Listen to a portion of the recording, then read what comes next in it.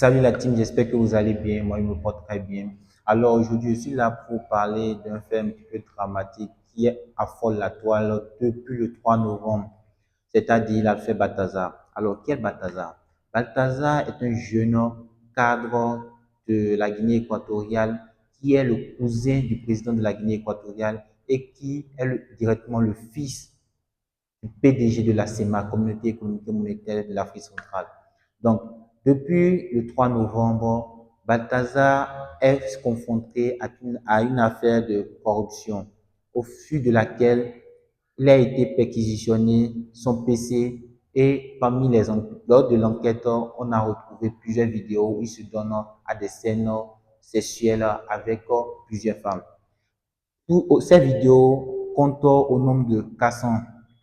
Ce fait, on remarque que Balthazar est un homme qui a su compromettre plusieurs femmes à des rôles et les déjouer de leur travail.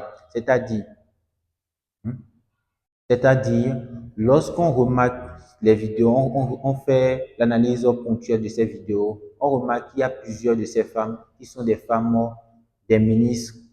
Il y a même la femme de son frère, il y a même des secrétaires et plusieurs autres femmes de l'État. Alors, cela nous amène à comprendre bien clairement que la femme, peu importe son cadre social, la Bible ne faut pas le moine. C'est pas parce qu'elle est cadre d'une société ou qu'elle est une femme, une artiste ou quel autre métier, qu'elle saura comprendre ou mettre en œuvre son engagement envers son mari. Alors, mais là n'est pas la question. D'abord, il faut se poser une très bonne question. Comment, comment en est-on arrivé là? Alors, dans une relation, au début d'une relation, ça commence par, lorsque le feeling passe, il y a tout le monde renchérit entre un homme et une femme. Tout commence par passer et tout, ça devient nonchalant et tout. Donc, lorsqu'on passe à l'acte du mariage, il faut d'abord se mettre dans une posture où l'entente entre la femme et l'homme arrive à être fluide. On arrive à parler de tout et de rien en même temps. On arrive à avoir un cadre délicat pour pouvoir être dans un dialogue très, très complaisant. C'est-à-dire, quand l'amour est installé et qu'on est dans une relation, il faut d'abord que, avant même de s'engager dans le mariage, que les deux partenaires puissent parler de leurs habitudes dans le foyer et tout. Donc, on peut comprendre que ces cadres-là, qui avaient des femmes avec qui Balthazar a couché, étaient des cadres bien ficelés dans la société, mais qui n'arrivaient pas à, une fois, c'est une hypothèse, compatir à leurs besoins ou d'abord à leur cadre sexuel familial. C'est-à-dire, ils n'arrivaient pas à lier famille et travail et, comment dirais-je, relations sexuelles avec le partenaire. Donc, cela va forcément amener un certain désagrément entre la femme et son mari qui n'est pas toujours là pour satisfaire les besoins sexuels.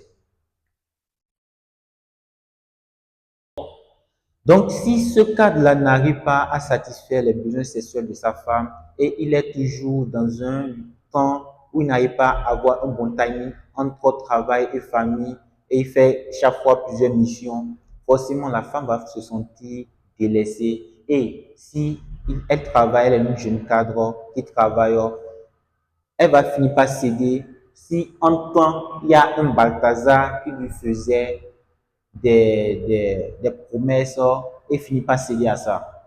Ça, c'est une certaine hypothèse. Un. Deuxièmement, une deuxième hypothèse, on peut bien comprendre que l'argent ne fait pas tout. Parce que les rocades là ont bien l'argent, mais malgré l'argent qu'ils ont, ils n'ont pas pu contenir leurs femmes.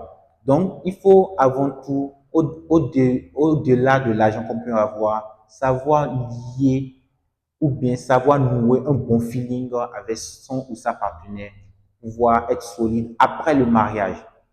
Donc, c'est ce dont je voulais faire part. Maintenant, il y a une autre chose. Au début, dans cette affaire qui met Balthazar au cœur du sujet, c'était une affaire de corruption. Dans le compte de Balthazar, il y avait plusieurs mouvements monétaires. On voyait que son compte était drastiquement bien garni d'argent.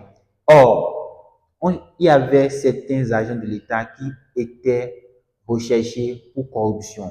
Donc, on recherchait des personnes qu'on allait mettre pour cette affaire de corruption. Et comme finalement, on a vu plusieurs sommes d'argent dans le compte de Balthazar, on a d'abord pris ces matériaux comme son ordinateur pour pouvoir faire des recherches.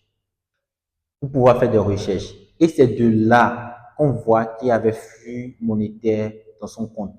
Maintenant, quand ils ont vu les vidéos, les 400 et quelques vidéos dans son PC, on oublie l'affaire de corruption. On s'est tranché sur l'affaire de Sestep avec Balthazar. Donc, c'est à se demander si, dans une certaine mesure, l'État ne voulait pas étouffer l'affaire de corruption. L'État ne voulait pas mettre le chapeau sur Balthazar en liant la corruption à l'affaire de CST pour étouffer l'affaire.